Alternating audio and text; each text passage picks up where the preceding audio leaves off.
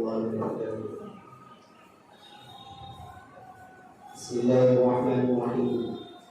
Alhamdulillahi rabbil alamin. Wassalatu wassalamu ala sayyidil anbiya'i wal mursalin. Amma ba'd.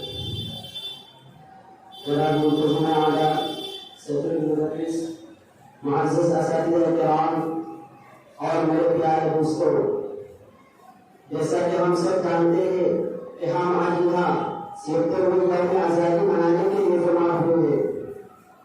15 अगस्त हिंदुस्तान का प्रमुख त्योहार है जिसे हर मजहब के लोग मनाते हैं। 1857 से 1947 तक आज़ादी की जंग लड़ने के बाद हिंदुस्तान 15 अगस्त 1947 को आज़ाद हुआ और एक आज़ाद मुल्क बना। तब से हिंदुस्तान के लोग उस दिन को यौम आज़ादी के तौर पर बड़ी शान और शौकत से मनाते हैं। आज़ादी की जद्दोजहद उस वक्त शुरू हुई